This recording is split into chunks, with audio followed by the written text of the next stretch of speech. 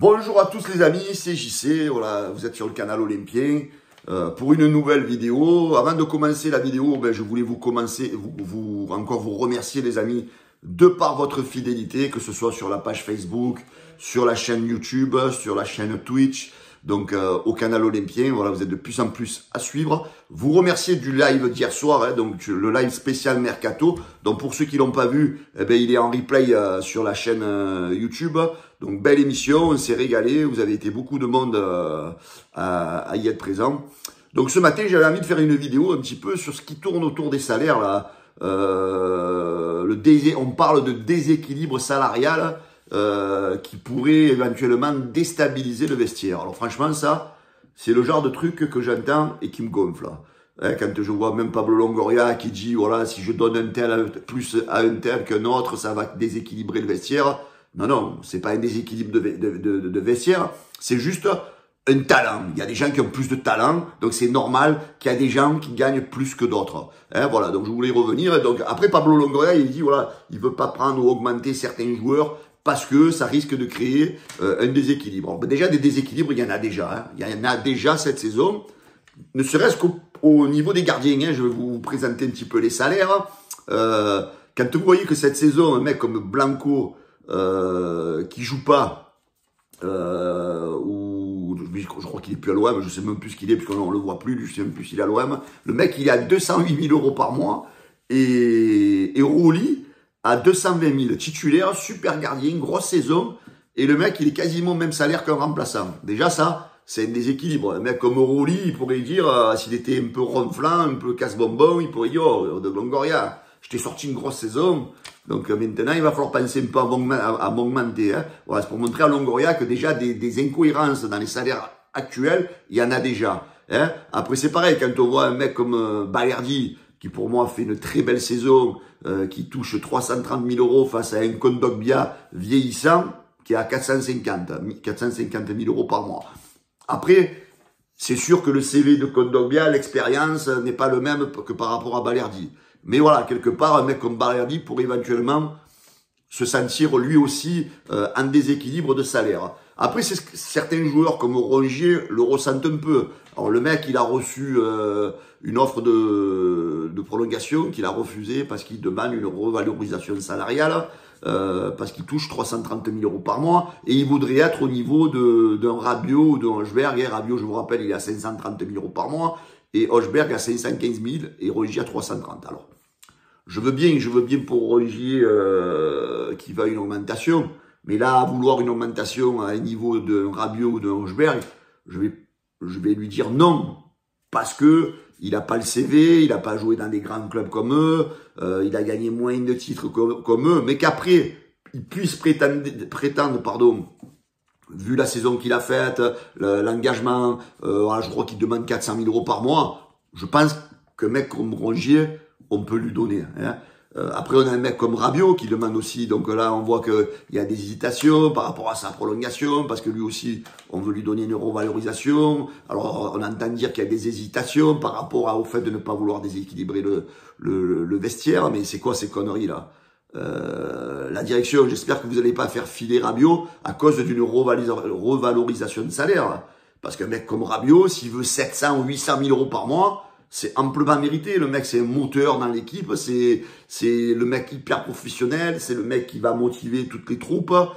Après, voilà, faut arrêter de dire que ça va choquer. Moi, je pars du principe que les joueurs qui vont mettre le bordel parce qu'il y a un tel qui gagne plus que moi, faut les dégager, je suis désolé, parce que dans la vie, il faut accepter qu'il y ait des gens qui gagnent plus que toi, parce qu'ils ont un CV, parce qu'ils ont peut-être plus de talent que toi, donc il faut l'accepter. Il faut que la direction, elle arrête d'avoir peur de tout ça. Ça, il faut l'expliquer aux mecs, c'est comme ça, c'est dans la vie, c'est pareil. Vous allez dans les entreprises, les amis, moi je travaille dans une grosse entreprise, on est des milliers de salariés, c'est comme ça, il y a des gens, ils sont à la production, ils ont un certain salaire, Il y a des gens qui sont ingénieurs, ils ont un certain salaire. Voilà, je veux dire, après, voilà, même au niveau de la production, il y a des gens qui ont un petit peu plus de compétences que d'autres. Et voilà, c'est normal que ces compétences, on les paye. Les ingénieurs, voilà, ils ont des plus gros salaires que les gens de la production. C'est normal parce que c'est des mecs qui ont fait des études. Ils ont un CV, ils ont une expérience. Et même entre les ingénieurs, il y a des différences de salaire. Parce que il y a des mecs qui sont ingénieurs, ils ont 50 ans, ils ont plus d'expérience par rapport à un jeune qui vient d'avoir ses diplômes, qui a la trentaine. Et c'est normal que même, voilà, ça s'appelle l'expérience, ça s'appelle le savoir-faire. Et dans le football, c'est pareil. Donc il faut arrêter de, moi ça me fait rigoler quand j'entends que les écarts de salaire peuvent déstabiliser un vestiaire. C'est comme ça. Si face à toi, tu as des joueurs professionnels, des gens qui le comprennent, je vois pas pourquoi ça déstabiliserait le vestiaire. Et celui qui est pas content et qui veut déstabiliser le vestiaire, eh ben c'est dehors. C'est dehors, parce que ça veut dire que t'es pas un professionnel. Si tu veux avoir un bon salaire, les amis, d'abord, mon ami, il faut que tu le montres sur le terrain, que tu progresses, que tu apportes un plus à l'Olympique de Marseille. Et s'il y a des joueurs qui sont mieux payés que d'autres, c'est parce que, voilà, ils ont le talent, ils ont l'expérience. Et voilà, donc ça, il y a même pas besoin de rechigner sur ça. Moi, qu'un mec comme Rabiot soit le joueur le mieux payé de l'Olympique de Marseille, ça me dérange pas. C'est normal. Le mec, il a gagné des titres avec la Juve, il a une expérience en Ligue des Champions qui est hors du commun par rapport aux joueurs que nous avons actuellement. Et c'est pour ça que Longoria, si tu dois faire venir certains joueurs, alors il y a des bruits qui courent, Kevin De Bruyne, machin, je sais pas qui, pourquoi pas Pogba, donc faut pas avoir de crainte de faire signer des joueurs expérimentés et de leur donner des salaires élevés par rapport à d'autres. C'est comme ça. Donc cette histoire de déséquilibre de vestiaire par rapport au salaire, franchement, ça me fait sourire. Donc j'espère que la direction ne va pas se limiter dans le mercato à cause de cette crainte. Eh ben, les joueurs qui voudront déstabiliser le vestiaire à cause de ça, ben, il faut les dégager. Ben, tu veux faire un loft, eh ben, tu les mets dans un loft. T'es pas content de ton salaire, ben, on va te lofter jusqu'à la fin de la saison et tu joues plus. Voilà. Donc ça, il faut le dire clairement et nettement dès le début de la saison. Voilà, les gars. On est un club, on est un vestiaire, on a tous un salaire, peut-être qu'il n'est pas égal, peut-être qu'ils ne sont pas égaux, vos salaires, parce que c'est comme ça dans la vie. Il y a l'âge, il y a l'expérience, il y a le palmarès, et ça fait partie pour une personne qui constitue son salaire. Parce que des incohérences à l'Olympique de Marseille, on en connaît depuis des années. Quand on a vu des Kevin Strootman qui étaient à 500 000 euros par mois à l'époque et qui ne le méritaient pas. Donc voilà, que ça, tu me parles d'une incohérence de salaire, j'en suis d'accord. C'est un mec qui méritait jamais ce salaire-là. Mais là, maintenant, si on veut que l'Olympique de Marseille passe un cap, eh ben, il va falloir s'habituer à prendre des joueurs qui ont des salaires qui vont dépasser mensuellement les 500 000 euros. Parce que c'est comme ça.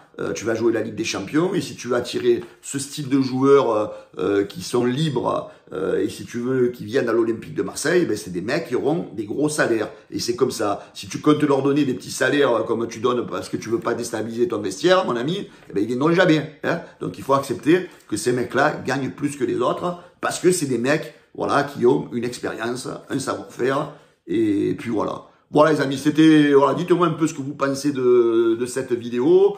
En tous les cas, ben, je vous remercie beaucoup les amis. Pensez à vous abonner au canal Olympien. Voilà, me donner votre avis sur ce sujet-là. Pardon, c'est le matin, je suis un peu fatigué. Et voilà, comme ça va créer la discussion en dessous de la vidéo là. Et voilà. Donc, mon sponsor les amis, n'oubliez pas, vos maillots répliques de tous les clubs, nations, club de basketball américain, NBA, à prix très intéressant. Voilà, je vous mets tout ce qu'il faut dans le premier commentaire épinglé. Voilà, je vous souhaite à tous les amis un excellent week-end. Je vous souhaite de passer une belle journée en famille. Voilà, il fait beau dehors. Voilà, des bonnes grillades, tranquilles. Voilà les amis, ciao. Bonne journée à tous. Ciao, ciao.